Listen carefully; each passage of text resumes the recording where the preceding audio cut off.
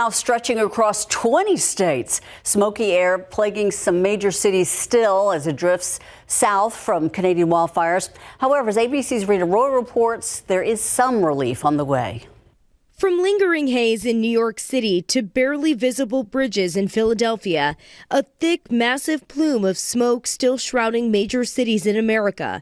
Similar conditions in Cleveland, Baltimore, and Washington, D.C.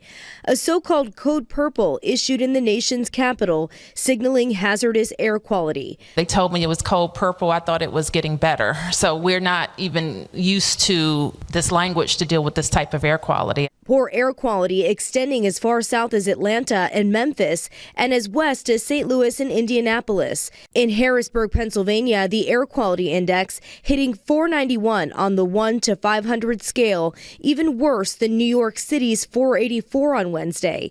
Schools in New York City and Philadelphia both switching to remote learning today. Parents encouraged to watch for signs of shortness of breath, chest pain, and wheezing.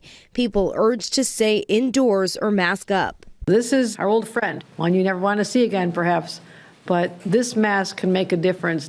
The good news is conditions are slowly improving in some areas, with winds shifting and smoke starting to move out of the U.S., eventually north, back to Canada. Rita Roy, ABC News, New York. They're dealing with all that up there. We're dealing with some heat, and we were just talking about skin and the need to cover yourself up because it is going to get hot and sunny. Now you can't count on a cloud.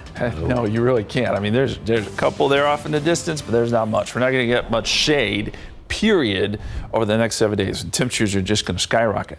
We have had some recent rain, though, and this is a great picture. I want to show you this in our KSAT Connect. It says the new kind of frog after the storm.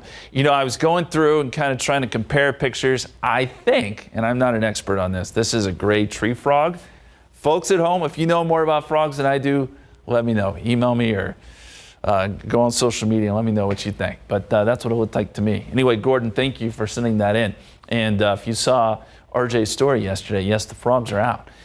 They've enjoyed the recent rainfall. They're probably not going to enjoy the forecast going forward, though. And as we look at the satellite picture, we have had clear skies, but if you look closely, we're starting to see some of those cumulus clouds develop here and there. It's certainly not as widespread as yesterday, but some of these clouds eventually could build into a stray shower or storm, although rain chances today are very, very low.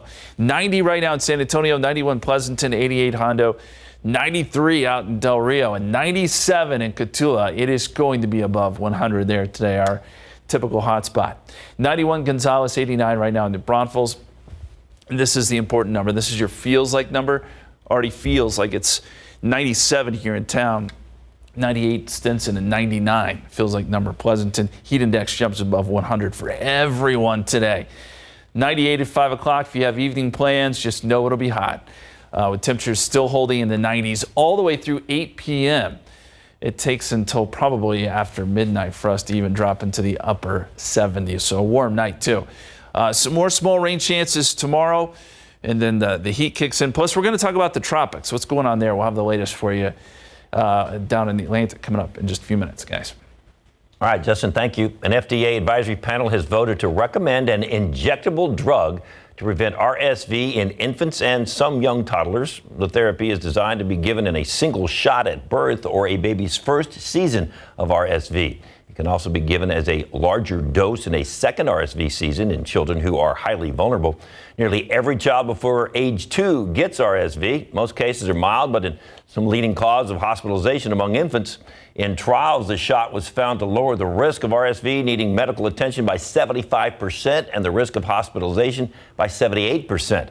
The FDA isn't required to follow the committee's recommendations. However, it usually does. As the weather gets warmer, we tend to spend more time outdoors, but increased exposure to sun and heat can wreak havoc on your skin. CNN's Mandy Gaither has more on 5 common summer skin problems and how you can prevent them. It's that time of year again. The heat, the humidity, and sensitive summer skin. You might change up your routine a little bit this time of year than versus the winter. Dr. Susan Masick with Ohio State University's Wexner Medical Center says during summer, some people, especially women, may experience something called melasma, patches of darkening skin. Typically, it happens more if you're on birth control pills, for example, or have increased estrogen. So you want to make sure you're protecting your skin from the sun, particularly in sun-exposed areas and sensitive skinned areas, such as on the face. The heat can also make you sweat more, which can lead to acne. Masick says to use a face cleanser often. Excess perspiration can also cause heat rash and folliculitis, an infection of hair follicles that can be itchy and tender. When you sweat, you want to make sure that you then shower quickly soon after you've been outside to minimize any potential for those sweat glands to get blocked. Also consider using products with labels like oil-free and won't clog pores. And as always, Masick says protecting against sunburn should be top of mind as it can cause cancer later in life. Wear water-resistant broad-spectrum sunscreen with an SPF that's 30 or higher. If your skin is starting to pink up, you're already sunburned. So you want to make sure that you prepare ahead of time with wearing sunscreen, sun protective clothing, minimizing how long you're out in the sun. For Health Minute, I'm Mandy Gaither.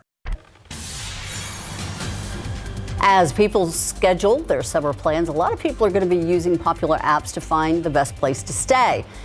Well, even those you know and trusted apps could have some scammers lurking in there.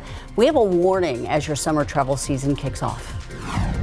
And some local students get their hands dirty with their latest project, while the fruits of labor will be enjoyed for years to come. You could have some money coming to you, but you need to act quickly. The Internal Revenue Service trying to track down 1.5 million people who are owed their share of unclaimed tax refunds. How much money is being left on the table? Next.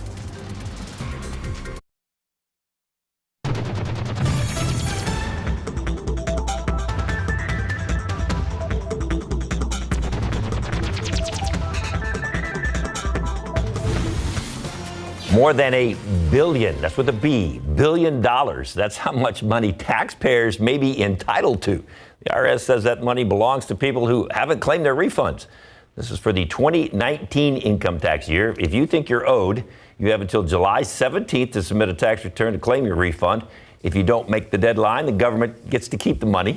Normally, filing after the April deadline comes with penalties, but because of the pandemic, the IRS extended the deadline for 2019 income tax over 3 years to July of 2023. The average median refund for tax year 2019 was $893. That'd come in handy if you have some summer travel in mind. Travel is expected actually to boom over pre-pandemic levels, but there's a warning about fake bookings. ABC's Gio Benitez with how you can spot the warning signs as you book your vacations online. A stunning booking scam as summer travel kicks into high gear. Morgan McFarland says she thought she booked a hotel room through Airbnb for a trip to Mexico, but when she showed up to check in, no reservation.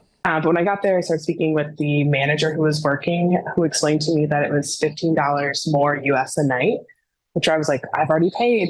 I already have a booking. McFarland said the photos were the same, along with the real address and phone number. And he was like, this isn't the right hotel. That's when I was like, oh, something's really not right. When she reached out to Airbnb, she found out the listing was a fake. Both Airbnb and the hotel apparently falling victim to a bad host. The hotel wasn't even fully open yet. Airbnb telling us fake listings have no place on their platform, and that host has been banned and never received any money through Airbnb.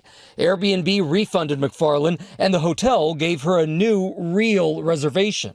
But what should you do? Well, experts say there are red flags. If anyone is asking you to pay in a non-traditional form of payment, like a prepaid gift card, Bitcoin, or even via a peer-to-peer app like Venmo, Cash App, or Zelle, those are huge red flags.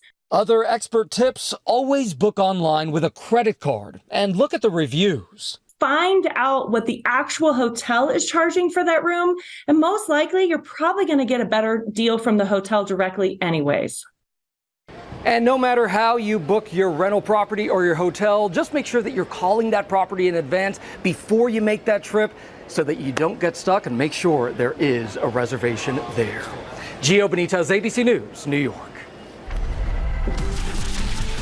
Live look outside with live cam. We are still enjoying, well, again, there's a cloud. We actually found one. We found some clouds. That's a good thing. Yeah, we need a little bit of shade. You need a little bit of shade we can get. The beaches, the lakes, the pools, they're going to be crowded this weekend. It's the kind of weekend for that. Temperatures are going to soar both Saturday and Sunday. We're already soaring today. We're up near 90. The average high is 92, so we're going to be above that, as you might imagine. The record is 104, set back in 1910. And by the way, I don't think we're going to get into record territory. We may get close a couple days, but nothing record-setting. It's just going to be hot. No other way to put it. We'll look at that forecast for you coming up.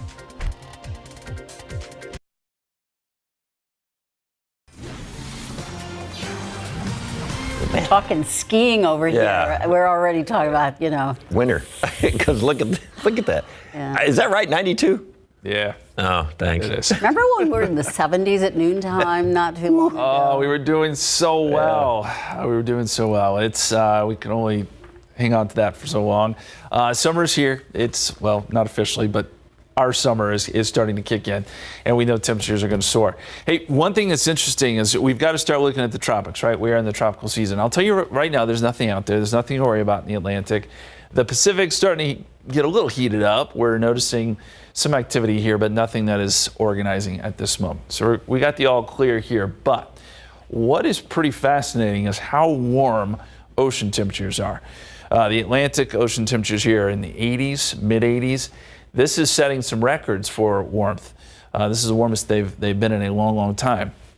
So if something does develop, if and when there is a ton of fuel for it to work with, that is just something to keep in mind, that these water temperatures are running really, really warm at this point across the Gulf, the Caribbean, and out into the Atlantic. We'll see how that plays into things. Of course, we're heading into an El Nino. We are in an El Nino now, and that tends to keep activity in the Atlantic at bay. So kind of working in opposite directions there. Tropical cyclone names, we already had Arlene. If you remember, it was weak, didn't do much. But we've got Brett, Cindy, Dawn, and Emily coming up next. We'll see if and when those develop. We'll let you know. Outside, 90 degrees already, mostly sunny. Dew point is at 72, and that's what really hurts, is you have that thick humidity. And that combined with the temperatures puts those heat indices already up into the upper 90s. Satellite picture shows we've got some clouds trying to develop, some of those fair weather cumulus clouds. Now, last couple days, you remember, we got those clouds to grow vertically into some thunderstorms. It's going to be hard for that to happen today. We'll see. Some of these clusters of clouds, you may get a shower or two. There is a very small chance of that, and computer models continue to hint at that, maybe one or two isolated storms, but nothing like yesterday, nothing widespread. As we get into the evening hours, probably some clouds coming in from the west and maybe some showers too. We'll see some storms out in Mexico, West Texas. Some of those storms could limp in here a little bit later tonight, just some light showers here and there, and then by the overnight hours, maybe a few sprinkles into the pre-dawn hours here in San Antonio. And then things will clear out again tomorrow for at least a little bit. Now, this is 4 o'clock, it's not showing much. By the evening hours, though, we'll kind of be surrounded by storms. I think we're going to see quite a few storms off to our north and east, and then some storms off to our west. And like tonight, if these storms can hold together, we could see a few showers make their way in here late Saturday night into early Sunday morning. After that, rain's going away. We get a really good cap on the atmosphere. The high pressure starts to build, and that really takes rain chances out of the picture. So today, 10% chance of rain. We're up around 98 for a high. Heat index will be up above 100. 95, 7 o'clock, 92, 8 p.m., and then down into the 80s tonight, 81 at midnight. As we look down the line here, this is what we have kind of working against us, if you will, is this ridge of high pressure. And it really starts to build and grow and strengthen. And what you'll notice is all these disturbances work up and around this. You remember how this works, right? During the summer, this is that heat high that just kind of takes over, and it will be here most of next week. So 96 tomorrow, temperatures down just a little bit, but 99 Sunday, and then triple digits all next week. The heat index will be 102 plus pretty much each and every afternoon. Thank you, Justin. Dozens of fruit trees being planted at a local elementary school. Not only is it going to provide some nutritious snacks, but it's going to provide some lessons as well. More news when we come back.